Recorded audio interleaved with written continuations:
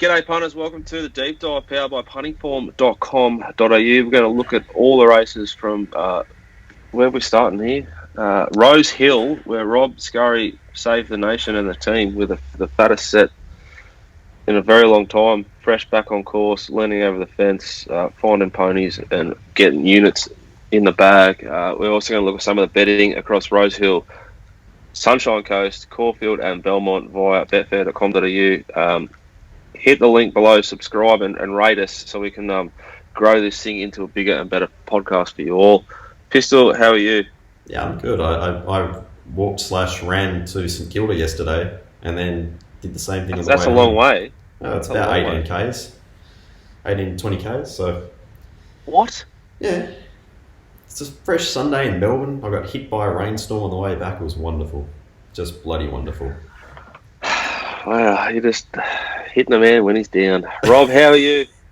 Can't complain, mate. I was expecting rain yesterday and today, but it's been beautiful and sunny in Sydney. Feeling pretty smuggalicious off just feel privileged. A fat day. Privileged to be out at the track, and I wasn't expecting to be able to lean over the fence and look at the horses. And I actually looked at the horses in a new spot using my members ticket, which is a better spot than the public. And couldn't have seen them. Surprise. Yeah, very privileged to be able to look at the ponies. Peter and I are very envious of you. Give us the unit breakdown just for the punter at home, so if they're not already, they should be, and they can get on board. It turned out to be 11 out, 26 back, and wow. But all week in the first, I'm thinking about this North Pacific, and I want to go out there. Let's start with it. Yeah, this is a colt, still a 2-year-old, about to be a 3-year-old, with the proper camp in the Hawks Yard. First up, it is a grey up-ish setup because it's a proper colt from a proper yard, and it's a heavy track, and they're probably just trying to pinch a window on a heavy, so that sort of gives you confidence. We'd been a wrap of this horse, I think, back when I was sort of just the only person sort of providing the betting advice, the mover style. I think I backed this horse in Sydney, first up, off a couple of trials and some information. What'd you make of it as a type? It's a cracking type. The old Glenster, this was his best 2-year-old type. It ran third to Farnan that day. You would have backed it, so you've run into the Golden Slipper winner. So you're a bit unlucky there, Dicko. But yeah, I don't know. I saw what I was hoping to see. I think just the advice just read classy, forward, relaxed, and I'm sort of umming and ahhing. It's around that 260, 270 price, and I just couldn't quite unload. Just barrier one, Kobe Jennings. The second horse looked like a perfect wet tracker. They all paraded, or nearly all of them paraded pretty good here. Not that there was any kind of standout other than the winner, which I think I said on the text. Best horse in the race, barrier one. A few troubles getting into the course, you said, with a elderly lady? No. Before you get in, there was troubles. I didn't tell you about this. I had to dump my food. No food in. So lovely security bloke this time. Said, you got to smash that. So I had banana and some popcorn. How old are you again? Sorry, mate? How old are you? Just for the viewer at home. If you're watching 41. This on YouTube, believe it or not, 41. Parades like he's the youngest on the team, but he's actually the oldest. Yeah, so there's a bit of an issue there, but I had my card. I was in. I did briefly kind of lose my members ticket for a little while. Well, I never lost it, but I couldn't locate it, and I just do reserve occasional ciggy for the track, and I was about race 4 and was feeling pretty good. And anyway, there's to be no Siggy talk today on the show, please, guys. It's day one of the 18,000th attempt. Okay, well, good. Anyway, so I bumped into this sort of elderly Eastern European ATC worker, and she was just near the toilets there between the public and the members. And I just wanted to walk through her little way, and she just kind of pulled me up, and I showed her both my ticket and my wristband. You have to have a wristband to be in track, and I went on with it. Anyway, I bumped into her a race or two later, and this time I didn't have my members ticket, and she was going to make trouble for me. Because about this, I wasn't. I make trouble. Yeah, I wasn't going to be. She wasn't going to let me go back through her to get to my computer and where all my stuff was in the members. So I eventually just kind of breezed on around her, came back through the other way, walked in like I knew what I was doing. No issue. Found my ticket, went about my day. Then go to the toilet, just where I mentioned she was sort of guarding. Come out of the toilet, she's got one of her supervisors there ready to accost me regarding my member's ticket. Which by this stage I had in a very kind of Basil Fawlty way. I thanked them very, very much for their interest, diligence. In these trying times. Yeah, thank you so much. Yeah, and got on with it, and just had a really, really enjoyable day. I was lucky enough to sit next to the Professor Mark Lambert for most of the day. He didn't have his usual crew. There's only a select kind of. Not that many people on track, and it was just fantastic. So North Pacific though, I was kicking myself after the first. So I really. How good could this horse be? Well, I think he's a Caulfield Guineas. Cool wise is as good. I didn't think it's quite as the best type. As I said, I think the Guineas thought was like the best type he'd seen. But yeah, I think he's a classy horse that's got a good attitude and in the right camp and. Probably cost $500,000 to buy. I don't know. Cost 800,000, I believe, and the 2 starts it's done so far. The form out of the first race is obviously outstanding, and the puntingform.com.au benchmarks are that of an elite horse. 2 starts, both big runs. Pete, thoughts? Anything to add? No, not really. I mean, look, it's clearly best of the day performance. Minus 10.3 is a big figure. Good splits going to the line, off a fast tempo for the class. It was also in the top 5 for horses backed in play on Saturday. It was the only horse that really rated a mention there in Sydney town outside of Varda. Varda was probably the other one that was heavily commissioned during the race. But yeah, nice look, nice type. But as you said, Dicko, it was interesting that they've sort of pinpointed a meeting in July to kick the horse off again. So I suspect they probably tip it out for a short spell now. As you know, like I've said this already, even it's just the story of my life at the moment. I did back this horse first up, so I have it as in a black book. I knew it was running, and I was not sure what they were doing, because if it's as good as they sort of said and it's going well, why is it running now? But then I thought maybe they're just trying to pinch. So now this horse, if it gets to stud, 1 as a 2-year-old. Mm-hmm. 1 at 2, winner at 2, which is a big tick for them. So I think that was the angle. I think, what it's done to the clock too will just, if it hadn't already cemented in their opinion that it's a proper beast, then it has now, and freshened and given a real sort of platform and put themselves in a position to pinch off some big races. Yep. I think you want to find out though where it's going before you started to bet, But I heard talk of a Golden Rose, but I don't think that was from the stable, so I'd wait and see. And obviously what Scurry's saying is going to be good enough to win it. Next race you want to speak about, Roberto? I don't know. Most Varda, which that was probably, I don't know how it went on the puntingform.com.au data, but I thought that was a good thing. It paraded really, really well. Like it's like the prototype wet tracker, and it seemed to, which is a horse that doesn't hold big condition, but it seemed to have put on condition to second up. Still had that nice sort of good coat on it in terms of it was quite thick, and it could I just thought this horse was thriving, and the race seemed to set up really well for it. Switched on the it's running 8.9 above the all average benchmark, which is a career peak for the horse, so it is flying. Lonhro filly on a heavy. Yeah, love it. That would have scared me a little bit, but no, it pissed in. It settled second in run, which, if you look at the meeting as a whole on the punting form data, the last race won by Partners, it led, and it looks like they went really quick and they all sort of stopped and they just couldn't get there to catch it on the line. And the rest of the day was pretty much settling second, which Varda's done. Looks to be pretty impressive first of the day for me.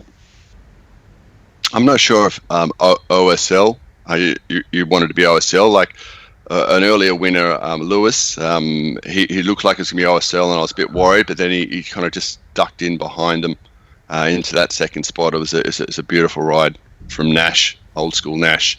But I agree with you. I don't think leading was an advantage. So it's a big run. Out of the race, what did you think of Estrado, who settled sixth in run and sort of closed off reasonably well behind it? I think it's a bit blessed in run, and outside the winner, there's not much here at all.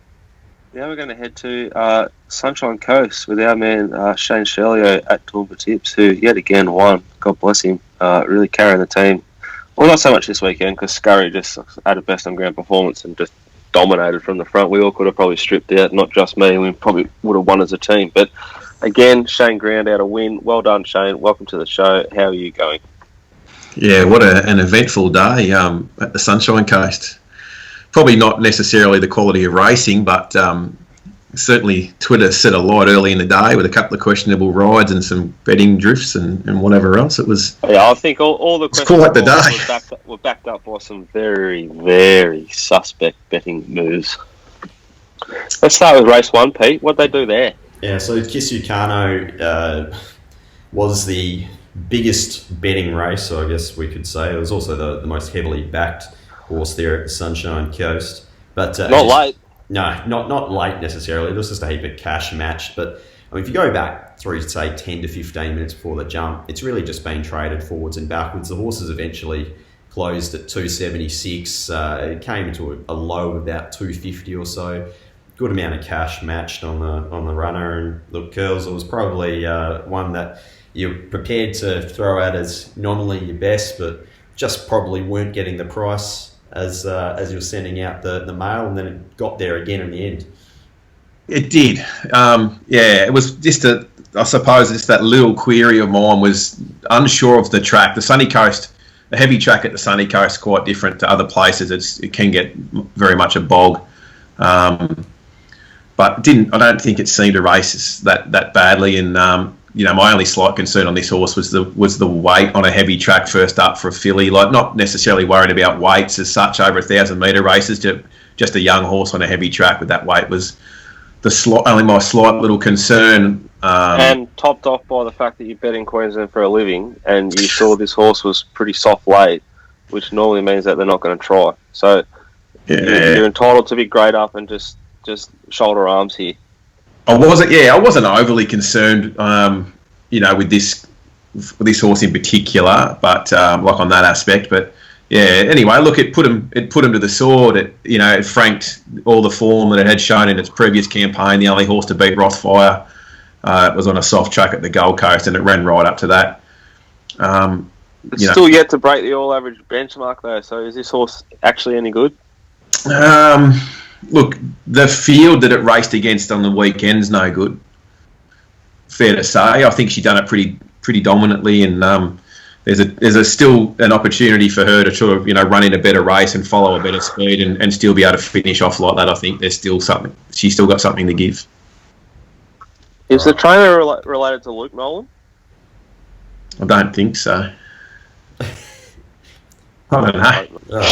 Well, let's move race to two. The hottest go in Australia on Saturday. Some are saying no one else will probably talk about this overly, but we're going to. We're going to deep dive into not only the puntingform.com.au data, but also the betfair.com.au data, the late betting via Betfair Live. This thing was off big time. Didn't want it. Someone knew something, and someone was very, very keen to take as much as possible out and get as much out as possible out of this pony. Pete, elaborate, please. Yeah, I mean, basically, if we have a look at the last 10 minutes, there's just clumps of, say, $7,000 to $10,000 on the drift, matched on the horse. If you want to break it right down, say if we're going from an opening position of $2, it's ended up $3.70, $3.80 on the fair late. Overall, we're talking about, say, 160,000 plus matched on Socialising, and it's only been one-way traffic there. That's a substantial drift, I think it's fair to say, in the last 10 minutes of betting. And I don't know what to do with this because Socialising and the rider, Bailey Norder, were very good to us. And the Bulldozer, I believe. Was it the Bulldozer or the Stratosphere? I think it was the Bulldozer when he brought it home for curls up in Queensland. Yep, it was the Bulldozer. And missed the start there by 5 lengths and just found a way, weaved the passage up the inside and absolutely pissed in. Here, however, sort of pinged the lids. The horse led the fence at the 1,000-metre pole. The horse was in front on the fence, or maybe not. Maybe hadn't quite crossed the end of the fence. Elected to stay off the fence. Just elected to stay one off.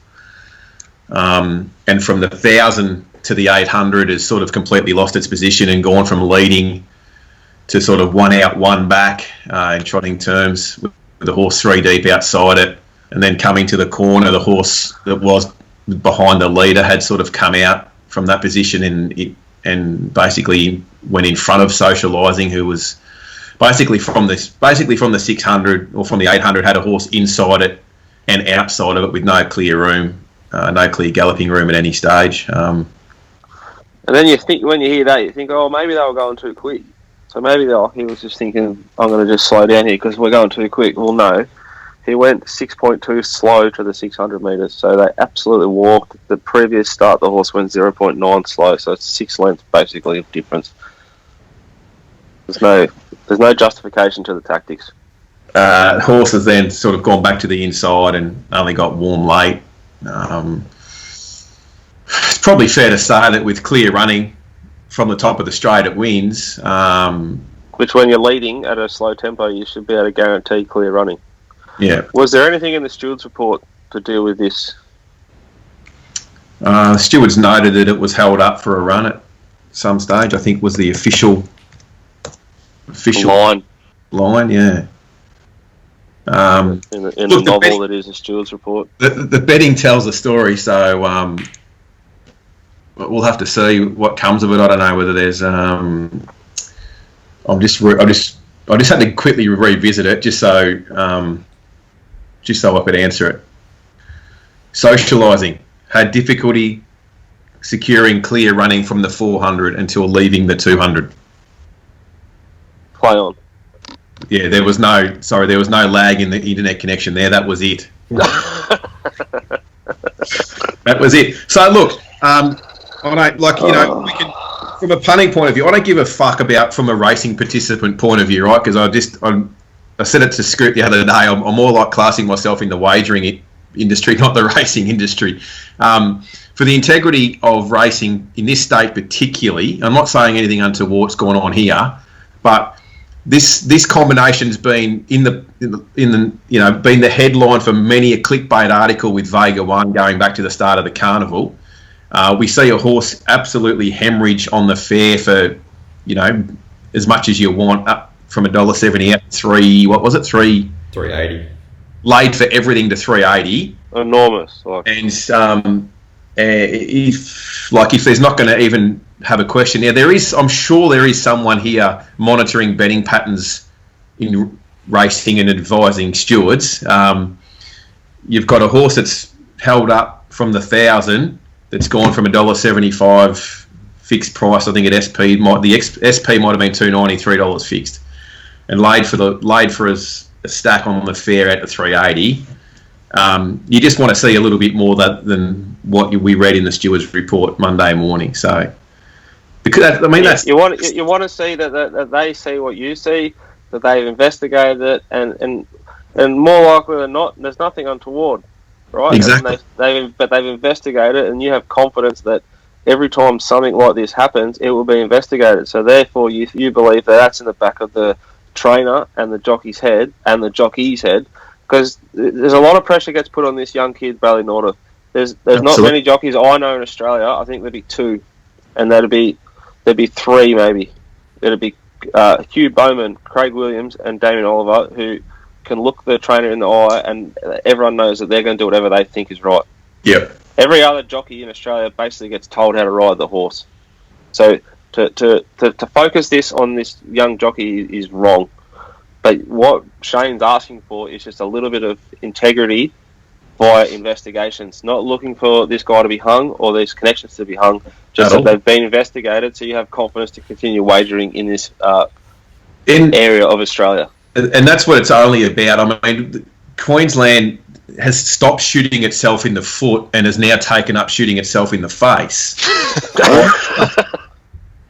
by not even asking a question here. I mean, this is the sort of stuff that gains traction on social media, right? And then social media is for all the things it's good for racing. It's absolutely terrible for, this sort of shit. It gets traction, it gets legs, and then you've got clickbait. What do they call themselves? Journalists, I think they call themselves still. There's not many in racing. Clickbait articles about horses getting necked. Now, this horse was unlucky. It drifted in the market. Everyone's looking at 2 + 2 and coming up with 4. The stewards have a role within racing, to uphold integrity, and they just need to ask questions. Doesn't matter whether it's this particular horse or what, in any other race. If there's a market, because if there's a market, if the stewards had a course where you learn how to be a steward, I'd assume it'd be kind of like a TAFE course. It wouldn't be a university course. There's no way. It might not even be a TAFE level course. But this would be like example A in things to look at. Can you see this and then that? Then you need to investigate. So you look at, and they're able to very easily to ask Betfair for the data on who laid this horse. Yeah. People can watch that and say, "Fuck betting in Queensland." How could you possibly bet in Queensland? Look at what goes on up there. And you can't blame them because it looks shit house. And, they talk about perceptions.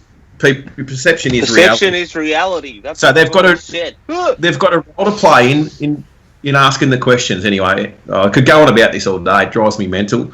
And it's like, I think it's just Queensland has, sort of earned the reputation of just being red hot because no questions asked in these sort of instances. So, anyway, it is what it is. We've had, I hate that saying, but I seem to say it a lot lately. The results are there to see. The data's there in black and white. How do you assess that horse going forward? I don't know, what do you do? I've said this before, there's so many instances in Queensland where the market determines what type of run in transit horses get. Hey, man. Anything else you want to talk about at Queensland, or do you want to just bang out that and just leave it there, Shane? We did have a listed race on the card. The listed race where they went, the leader of that race went 12.8 lengths slow to the 600. This is race 8, which Crone won, the Glasshouse Handicap.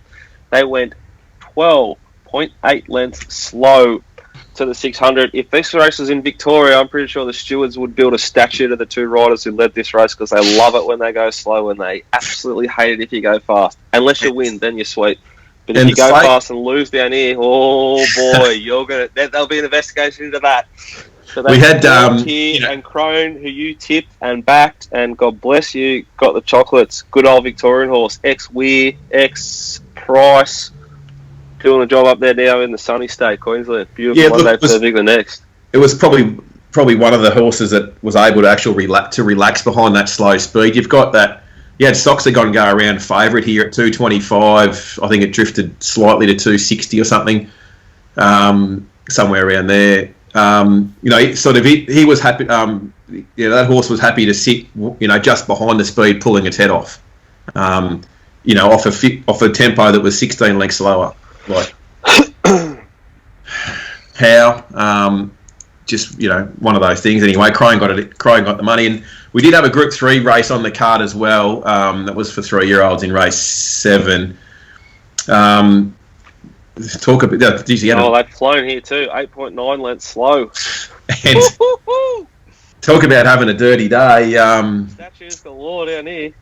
Night Mariner loomed up to look like to win the race, and then it went amiss. And I think there was suspected that it fractured its pelvis or something in the run. You can see its action go amiss just before the line, and it looked the winner. It's gone from being the winner to sort of going amiss in the run, and Wapiti was punters were rejoicing there, I suppose, because it was well backed as well. Got the right run and won. So Night Mariner backers were in the fetal position.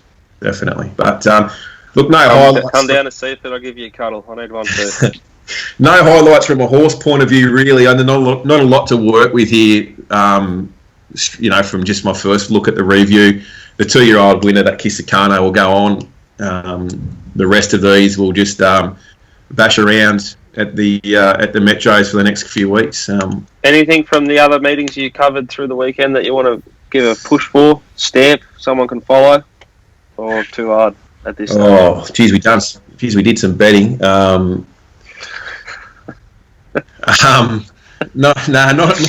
Nothing that springs to mind. Look, it's an obvious one for those that were following the Toowoomba stuff.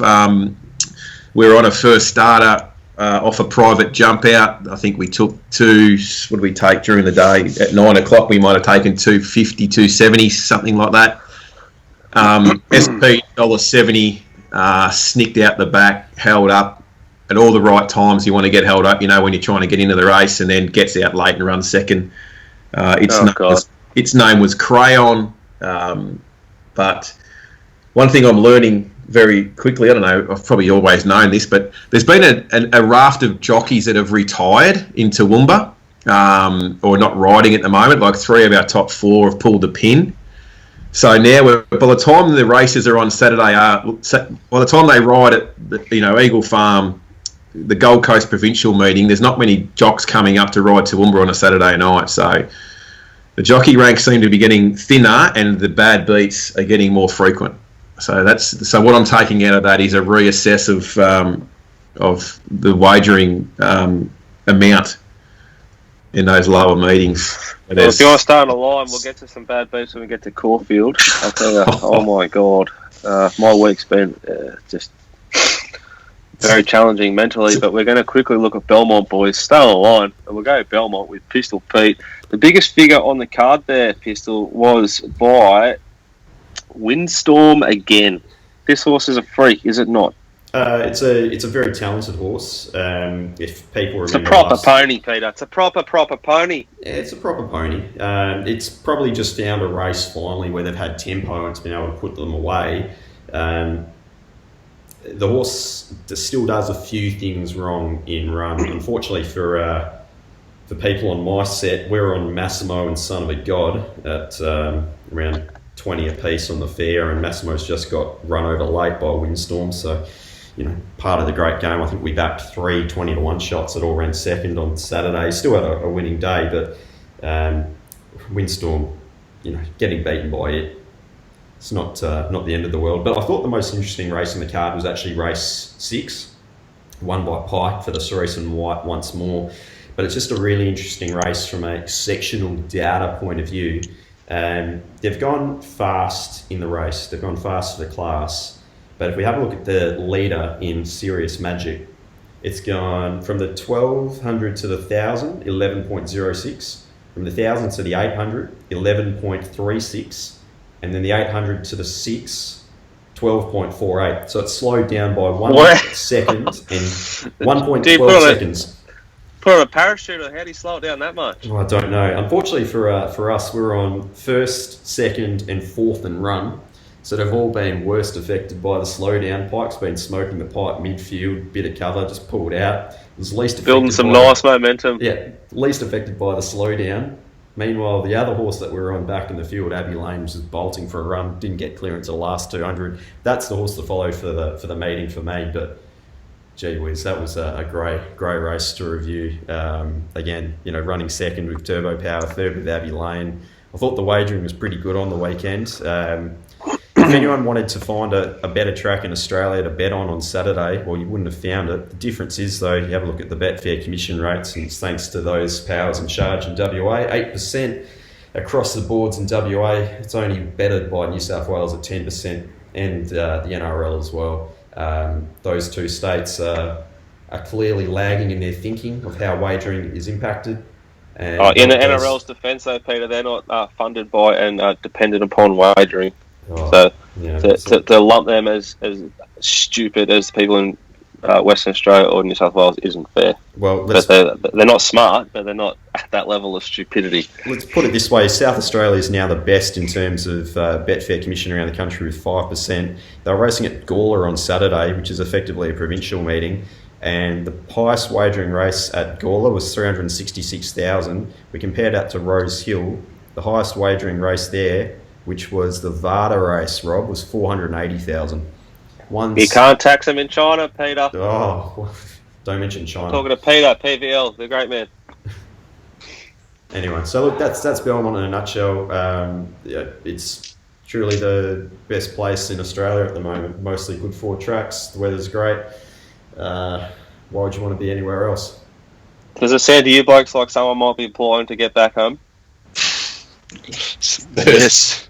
Moral. Someone wants out of Dodge. Let's Don't blame have a him. really, really quick look at the only losing set for the mailbag on Saturday, which was mine at Caulfield. I firstly just maybe touch upon the sickness that is my life right now. On Thursday, I bet up, had four proper bets for 3 seconds in a first.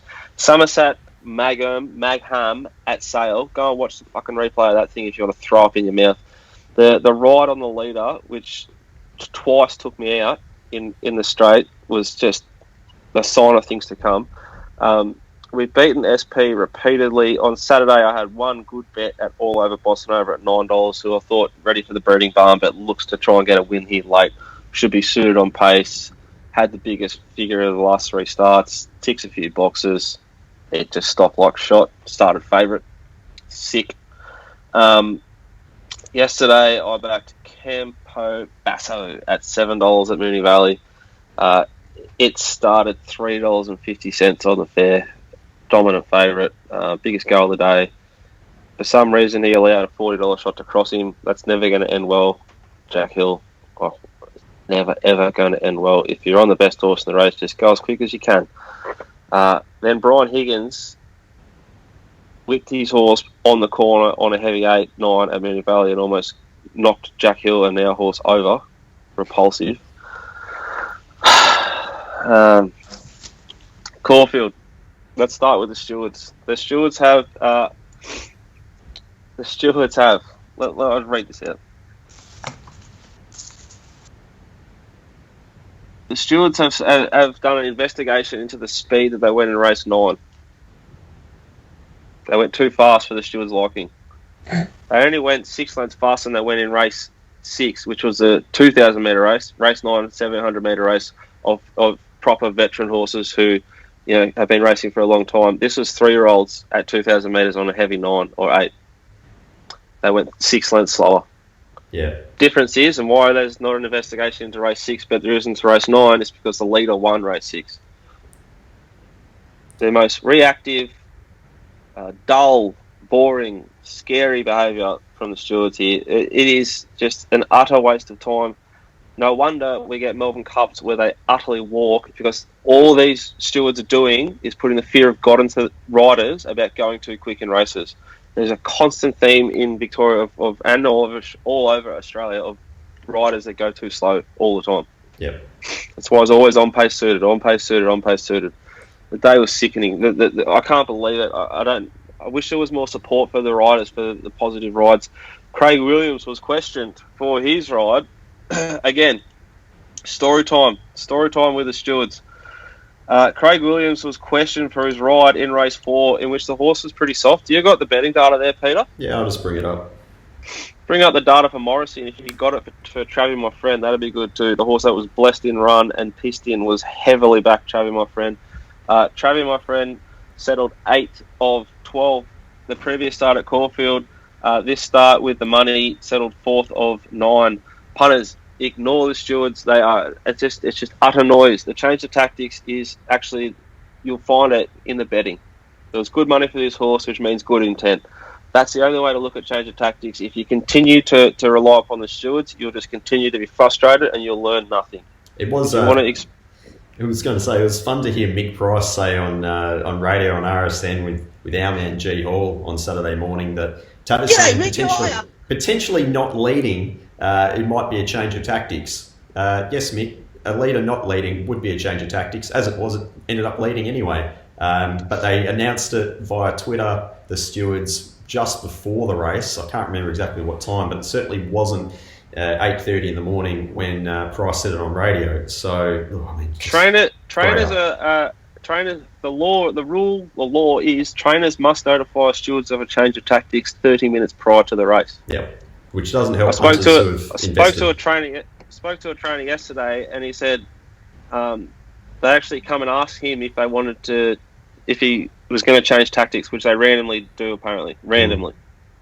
And he said, I don't have to tell you till 30 minutes before the race. And they said, yep, okay.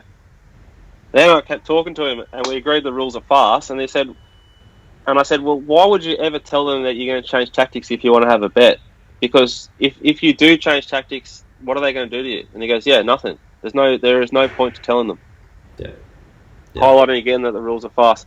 Anyway, back to Morrissey very, very quickly. So betting data-wise, 220,000 over the last half hour, a low of $3.05, hit a high of $3.65. It's ended up closing as an SP of $3.56.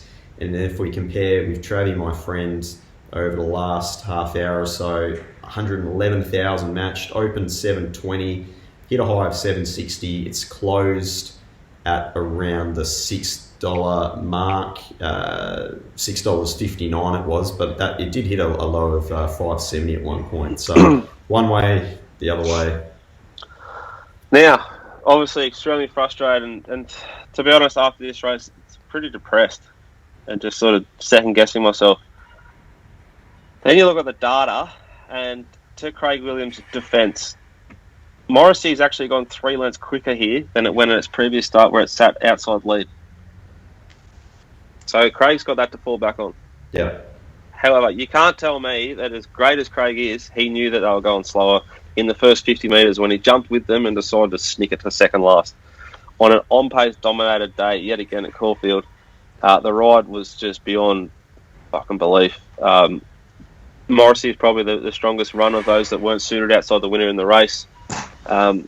Utterly sickened. And I thought Craig's ride in, which is why this game's just so hard, his ride on the favourite Grand Flora in race 6, where he elected to go up the fence when no horse won all day, and he's a track walker. We've seen him doing he walks the track and does like he visualises shit. Well, I don't know what he was visualising because no horse won up the fence all day, and Craig elected to take a $2.30 favourite up the fence. How isn't that question? Nothing to see here. It was because of the narrative. Lord Boozeron, one for the wish. As you said though, on pace was favoured. 5 of 7 horses for the shorter course races, 1 being forward, and that's despite the fact we mentioned a couple of weeks ago when they were riding at Caulfield how the tempo is completely variable. Well, on this card, if you go off the punting form class ratings, 4 of the races have been termed very fast. 2 of them have been rated fast. And there's been the races 4 and 5. 3 fast. Yeah, I mean, yes. Apologies. It's the race 6. That winner is a beast. What it did was unbelievable. I thought out of that race you can follow Queen of Tarts. It's a proper stayer to sustain that run off that hot speed up the inside to a degree. Proper performance, good horse.